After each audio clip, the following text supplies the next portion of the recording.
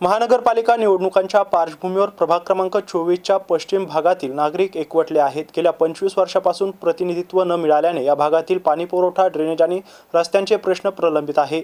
या समस्यांच्या कायमस्वरूपी तोडग्यासाठी आयोजित बैठकीत इच्छुक उमेदवार देखील उपस्थित होते।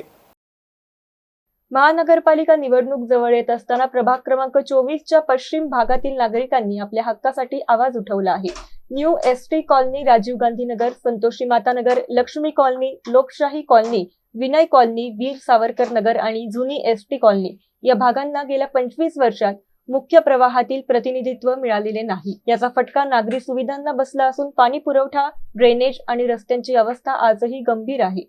या पार्श्वभूमीवर परिसरातील नागरिकांची बैठक आयोजित करण्यात आली होती। या बैठकीत सक्षम लोकप्रतिनिधीला संधी देण्याचा निर्धार व्यक्त करण्यात आला आहे। इच्छुक उमेदवार फुलाबाई सुदामराव चाटे, ओबीसी महिला आणि मीरा चव्हाण, ओपन महिला हे देखील उपस्थित होते। येत्या महानगरपालिका निवडणुकांमध्ये या भागाला विकासाभिमुख आणि सक्षम प्रतिनिधित्व मिळणार का याकडे सर्वांचेच लक्ष लागले आहे।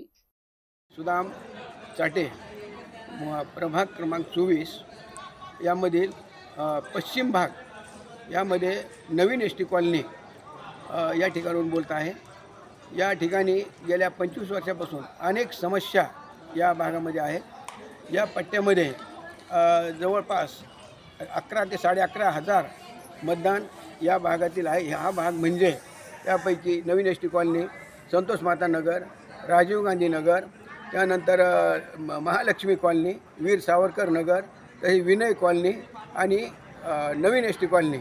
तर हा जर पूर्ण जर हे लावलं, पूर्ण जर मतदान पाहिलं तर 11 ते 11.5 हजार मतदान या भागातील आहे। आणि आजपर्यंत एकही उमेदवार या मतदारसंघातून किंवा या पट्ट्यातून नगरसेवक झालेला नाही। आणि या भागातील रस्ते, पाणी, लाईट, ड्रेनेज या जी समस्या आहेत, या समस्या सोडवण्यासाठी आमची या भागातील नागरिकांची मागणी आहे की बाबा कमीत कमी एक तरी नगरसेवक, एक तरी उमेदवार या भागातून देण्यात यावा, ही आमची सगळ्या नागरिकांची मागणी आहे। नागरिक म्हणून आमची एवढीच मागणी आहे की आमचा जो हा एरिया आहे, तर आमच्या इथून भरपूर काय असं मतदान आहे। एस टी कॉलनी असेल, लोकशाही कॉलनी असेल, महालक्ष्मी कॉलनी असेल, वीर सावरकर नगर असेल, संतोषी माता नगर असेल, राजीव गांधी नगर असेल किंवा अंबिका नगर असेल। तर आमच्या मागण्या एवढ्याच आहे की आम्हाला इकडून 2 उमेदवार महिला कोणीतरी पाहिजे।